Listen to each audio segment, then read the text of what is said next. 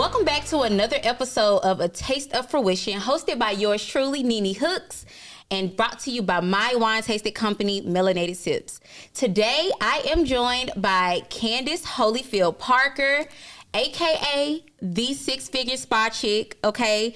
And we're gonna talk about all of the different ventures because she is a serial entrepreneur.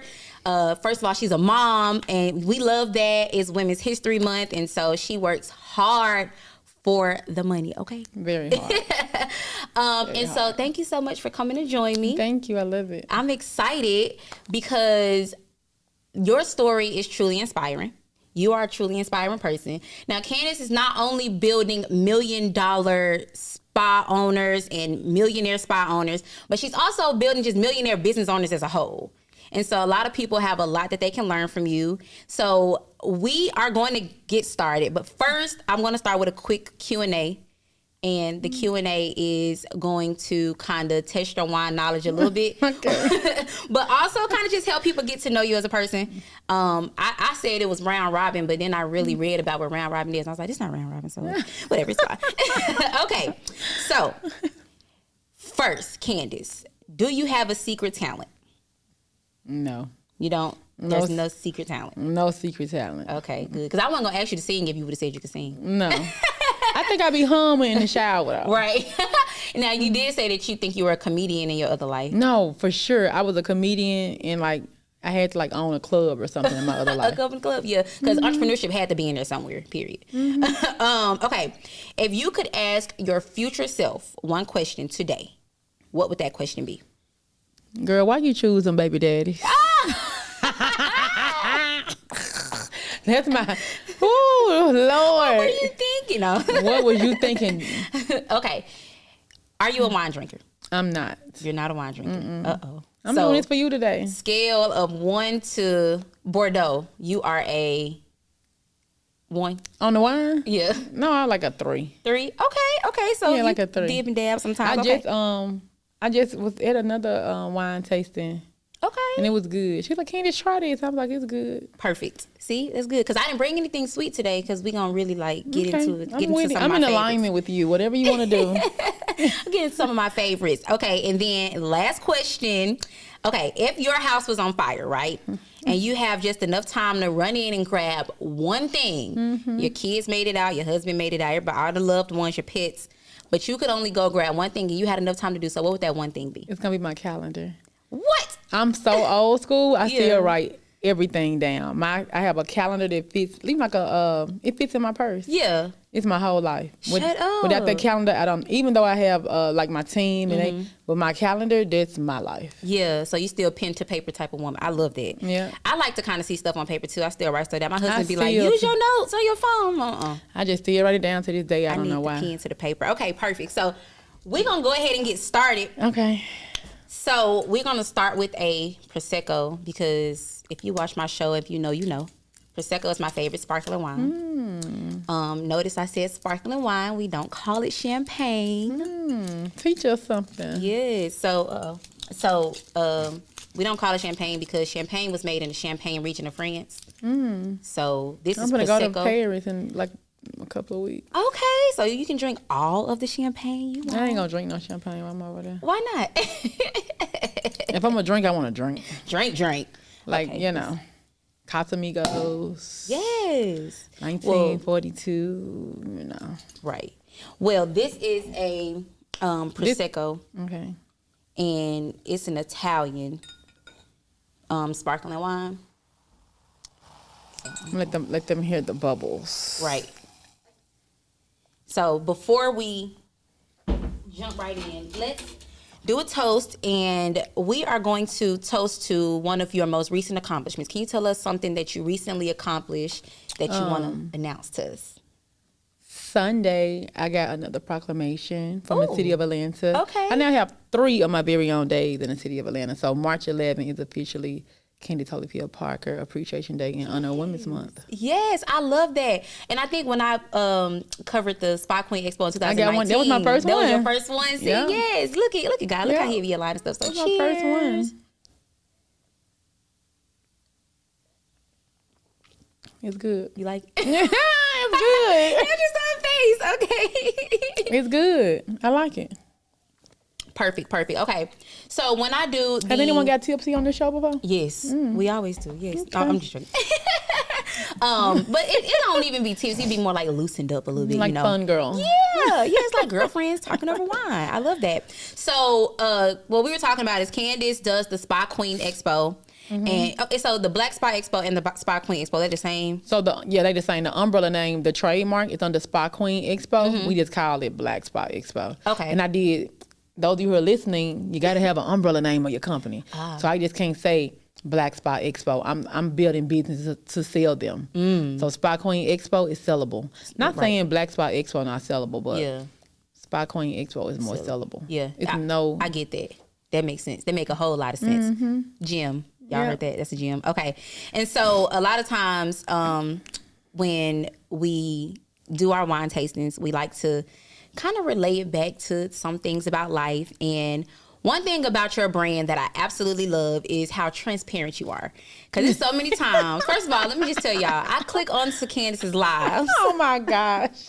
Her lives. If you have never tuned into her lives, she gets us together, first of all. Like, I be listening. And the good thing is you got people like me who are like, get me together, child. Tell me about myself. Because she tell y'all, you don't want to work. You don't want to work. Don't even play like you want to work. I be thinking I work at Chick-fil-A. Everybody want to be in entrepreneurship. They don't want to do the work. Yeah. Go work at Chick-fil-A. Go work at Chick-fil-A. They got good benefits. Go work. They're going to treat you well. Go work there. I love that. But, okay, so can you kind of talk about how you got to that point where you got comfortable enough to be so transparent, to be yourself, to talk like yourself, to, just be like the strong, bold woman that you are? So if I be honest with everybody, my mama lit, so I'm just lit. The apple don't fall far from the tree. So I just been lit my whole life. I've been transparent my whole life. If I got it, I got it. If I don't, I don't. I always been that way my whole life. Like, I don't know no other way to be. Yeah, I love that because when she first came in, I said, well, I sent the questions. Did you want to, she was like, no, it's fine. I'm an open book. And I was like, see, that's why I love that about her because we going to get some good, some good content today. Yeah. Okay. And so with your mama being lit, I know you're originally from Memphis. Yes, I love that because your accent is still there. I was just in New York. They was like, I don't know nothing you saying. I don't know nothing. I was like, speaking a foreign language. I don't know what I was saying. I don't know. You was like speaking a foreign language. So, so Candace is from Memphis. And how long you been living in Atlanta? 8. This will be year number 8. 8 years in Atlanta. And you started your business in Memphis. Correct, yeah. After you went to massage therapy school. Yeah. Okay. And you still working in the spa right now? I haven't worked in my spa in 6 years. I still have it, but I haven't worked in it in 6 years. Right, but you still own it. My spa, they got clients right now. They're open. Oh, okay. So the spa's still open. And there's one in Memphis and one here in Atlanta? Nope, I don't have. I gave the one in Memphis to my friend. So I only have my location in Marietta that I just opened up like last month. Yeah. We're going to talk about the giving to your friend because I love that. I recently watched an interview where you kind of talked about that a little bit. So we're going to talk about that in just a minute. But first, I do want to dive a little bit more personally into motherhood. And I know that you are a mom of 3, 2 girls and 1 boy, right? And I met your son at the Spa Queen Expo that one time, but I think he's a lot older now. I think he was like 9, 8 or 9. 14 now. What? That's crazy. Okay. And now they kind of help you in your business and things like that. So can you kind of talk to us about how you're shaping them into entrepreneurship as well? Because I know that having a mom who's a boss, works hard, I know that sometimes that can really cause some influence into your kids. Are they looking at going into entrepreneurship as well? So I want to make sure I'm super transparent. I'm not trying to push them into entrepreneurship. Yeah. Of course, if they decide to go their route, I got their back. If they decide to go to college, I got their back as well. I think they're just choosing entrepreneurship because I make it look easy. On my Instagram, I posted, it was on, my daughter had wrote me this note on Valentine's Day, and she was like, I lost $1 million last year. I don't know if you saw that memo. But my daughter wrote me this note on Valentine's Day, and she was like, I love you so much. I never knew nothing was going on because you always take care of us. So I just make it look easy so they just have the desire to want it. Like, all my kids got businesses. Yeah. Like, my daughter teach TikTok classes. Wow. My oldest daughter, she does nails, teeth whitening. My son sells snacks. Oh, okay. Yeah, he made like $300 a week selling snacks at school. So all of my kids do have an entrepreneur bug in them. But if they decide to do something else, I'm going to make sure I support them as well in that. And then for my business, I need help. So I do have a full team. Before pandemic, my kids traveled everywhere with me. Yeah. And then when the pandemic came, we didn't we didn't know what that was going to look like. So that's when them traveling with me declined for work. Now they don't even want to go. They be like, you going to be working the whole time? I'm like, yep. They don't even want to come now. Yeah. So, like, my son comes to Essence Fest with me and help me with Essence. So they kind of understand what's going on. But now they're older and they're going into their own personalities. Yeah. They don't want to be at work with me anymore. I love that. And so, okay, first of all, she said she lost $1 million last year. And I was going to ask about that too, right before we taste this white wine. How? Because I know that, okay, from my understanding, you were losing focus a little bit. No, I wasn't losing focus. So you talking about how I lost $1 million? Yeah. Yeah, I ain't gonna never lose focus. So I didn't lose focus. I decided to try something new. Oh, okay. And take my business in another direction, and that's what happened. But the main mission has always been the main mission. Right. I've never taken a break in my 13 years of entrepreneurship. Right. And so I thought I had built this amazing brand. Those of you don't know me, I've been up for the last 6 years. So I was like, I can take a break now. Like, I can be a real CEO now and take a break. And that's what I thought, and then it just didn't work out as planned. Gotcha. Okay, so it wasn't the losing focus; it was shifting gears a little bit. Okay, I understand it. And then you said everybody was getting on your nerves at the same time. Well, everybody get on my nerves just every day. So once you become like an influencer, you know, that girl, I have 1,000 people pulling on me 1,000 ways every single day. Like, I was driving here. And I'm like, oh, I'm getting sleepy because it's so far. And I'm like, I'm getting sleepy. It's like I'm going out of town. And so even just driving here, because I'm not on my phone while I'm driving, this was like an hour away from me. You should have seen how many DMs I got. I just checked them before I left my house. So I have a lot of people pulling on me, a bunch. And keep in mind, some of the people don't mean no harm, and they don't know who else is pulling on me. But I just want people to just be more aware. Like, if you're asking somebody to do something for you, imagine who else is asking them. And so it'd be a lot of people. That's why I really don't ask people to do nothing for me. Yeah. To this day, I still don't, because I'm like, they got a lot of other people asking as well to do something for them. Yeah, that makes sense. Okay. So it'd be just a lot of pulling going on from a lot of directions. Yeah. Okay, let's taste this white wine. Okay. And is this one? Yep. Oh, you already poured this one. Yep. This is Sauvignon Blanc from New Zealand. And this is a nice little wind down at the end of the night type of wine. So cheers. What type of night? Either a date night or a girls' night? What type of night? This is a wind down after, you've been working hard. And, you at the house and you like, okay, I'm going to take a shower, bath or whatever. Okay.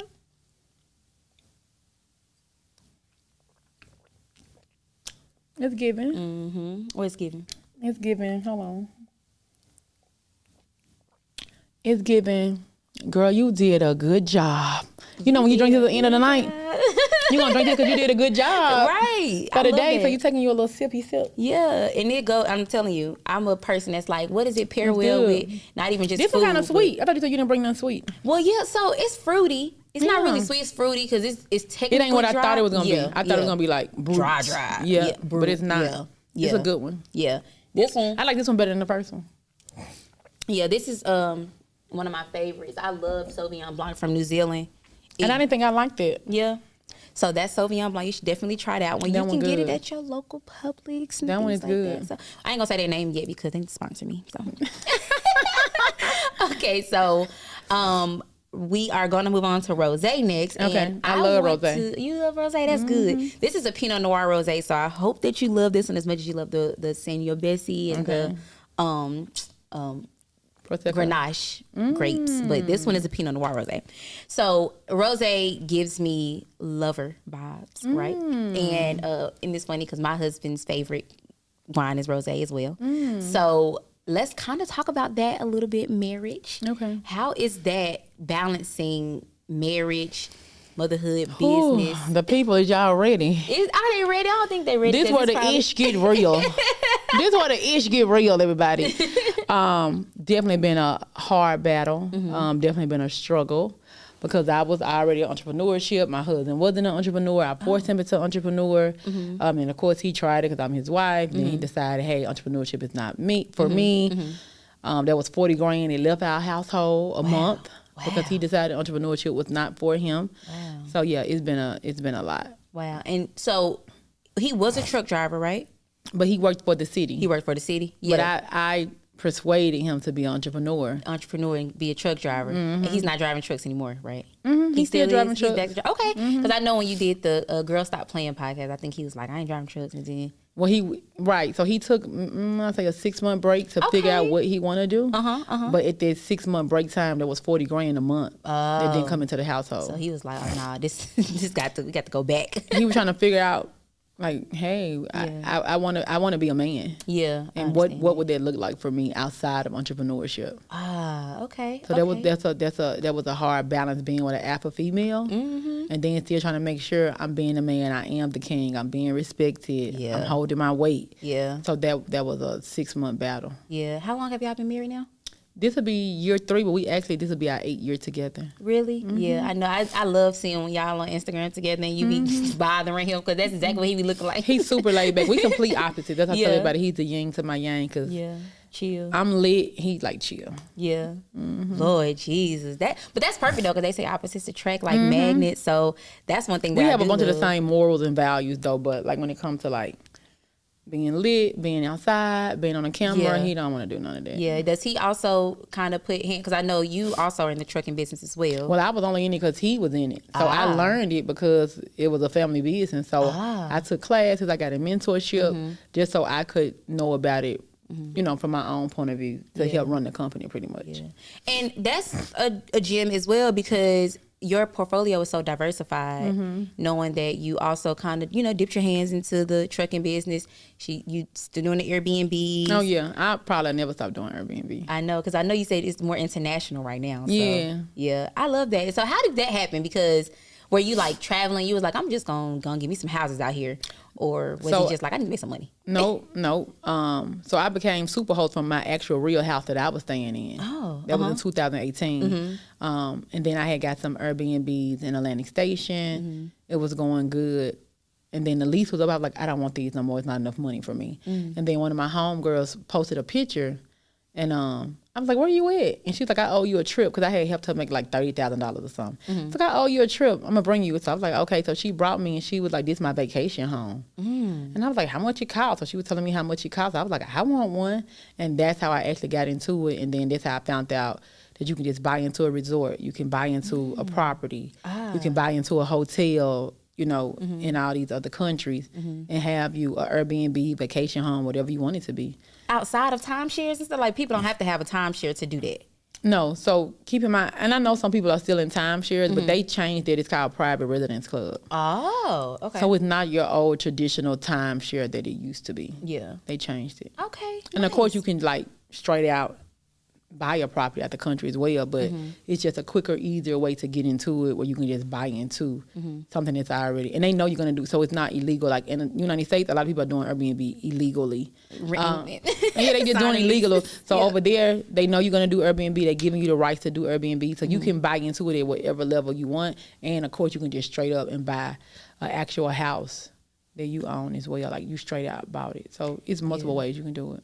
And if somebody wanted to buy an Airbnb, a home at Airbnb internationally, where do you suggest that they start? So they actually go to, if I'm not mistaken, it's called AirDNA, and you can put in any city you want to, and it'll let you know it'll let you know the numbers. Like, you know, are people booking? Are they not booking? Is it a good place? They'll show you the stats. Gotcha. What city do you think that they should look into first? Or for international? I mean, international is international. That's why it's a hit. Yeah. Like, it's just gonna hit. Like, it's spring break right now. It's Christmas, and what I like about international, people not going there for a night, or 2 nights, right? Like they do in the United States. Yeah, people are going there for 5 days, 4 days, a week, so you get more bang for your buck, and it's cheaper too. Right. Ooh, making me want to take a vacation. No, I just told my daughter, I was like, we going somewhere. Where we going? I'm Paris. Oh, that's right. Okay, so we gonna talk about that in a minute too.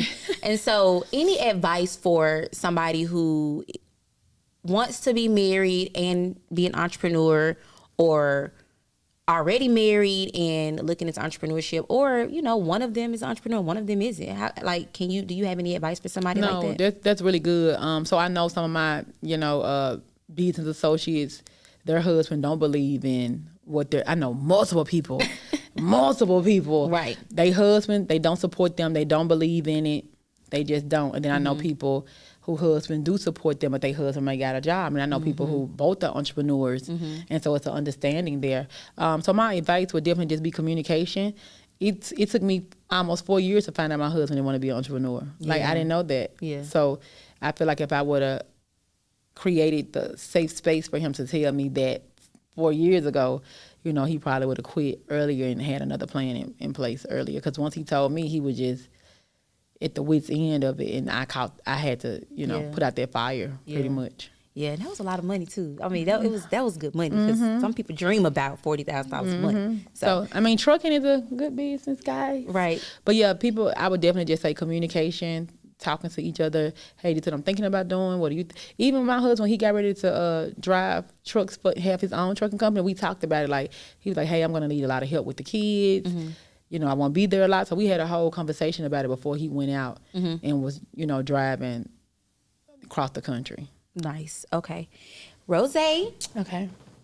It better be good. It's gonna be good. I'm telling you, it's gonna be good. Cheers.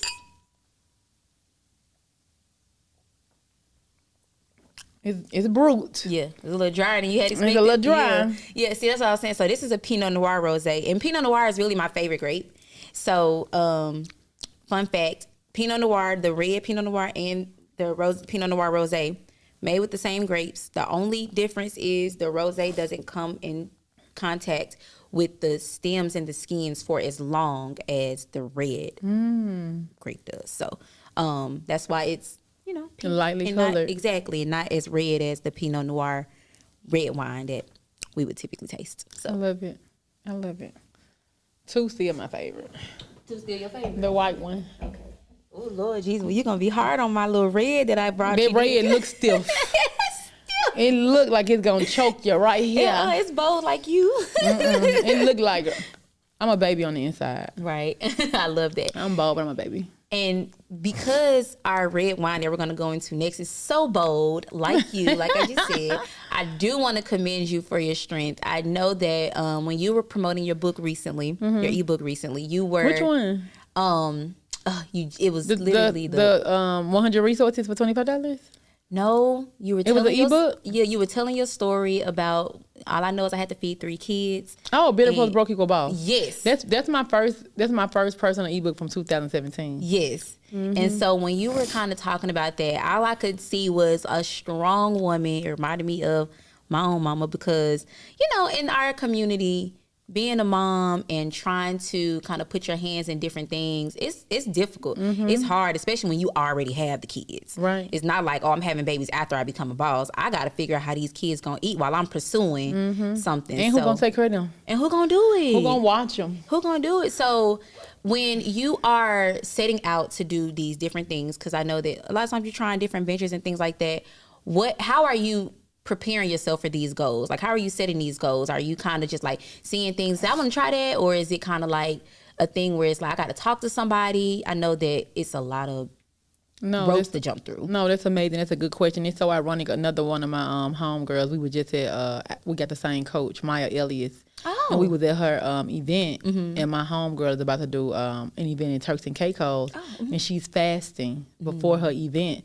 And she was like, I learned all this from Maya. And she was like, you fast before your big event. You pray every single day. You pray every single night. You pray when you open up the event. You pray when you close the event. And I'm like, I'm going to do all those things. Yeah. So I didn't do those things before.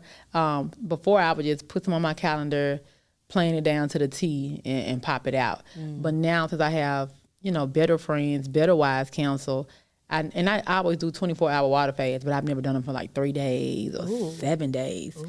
So now before my next big event, I'm going to do a 7-day fast. I've never did 7 days, but I know I can get through 7 days.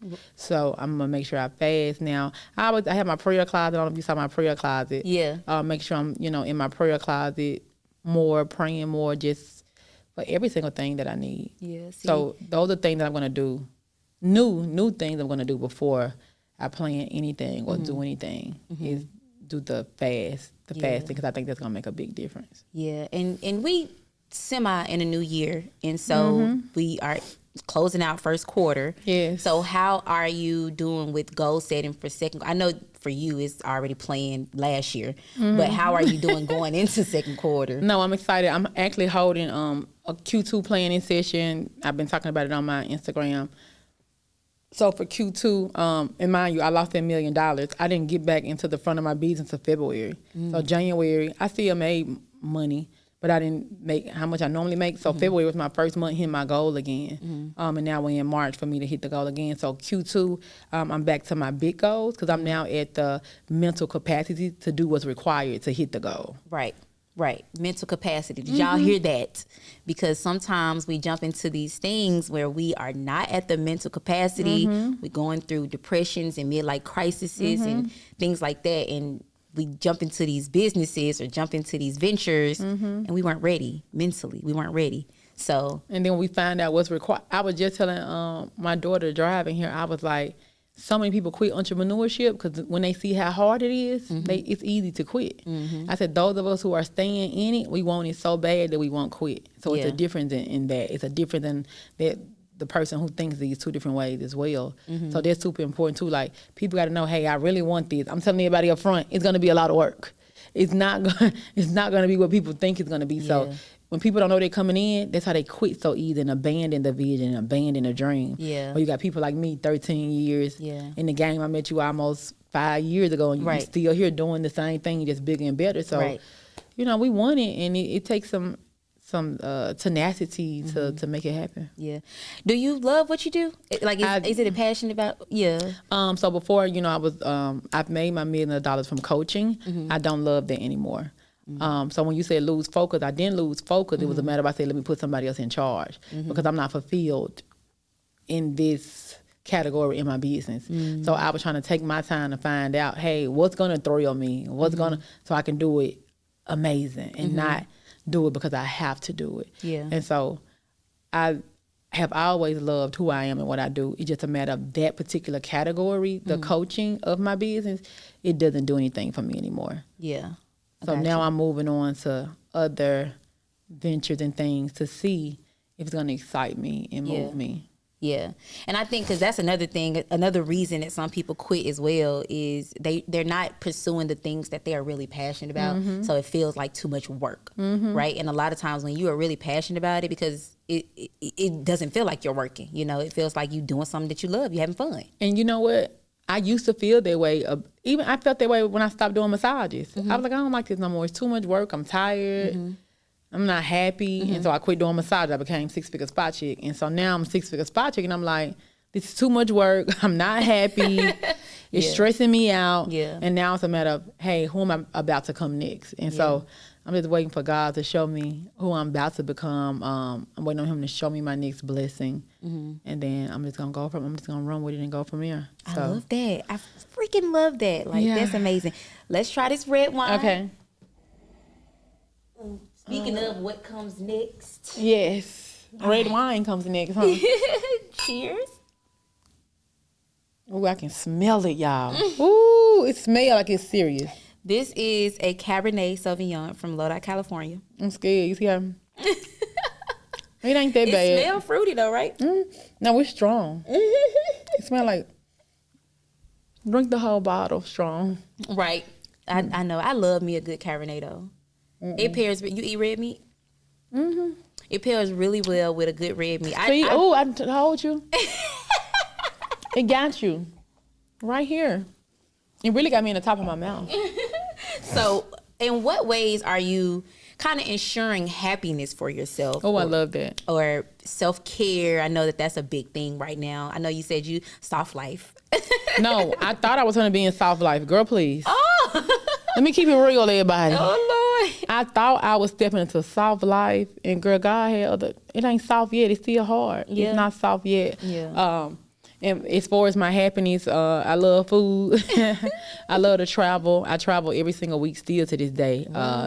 It's just part of my happiness. I like being in a new place, not knowing who I'm going to meet, who I'm going to see, what the day may hold. Like, I really like that a lot about my life, and I design my life that way.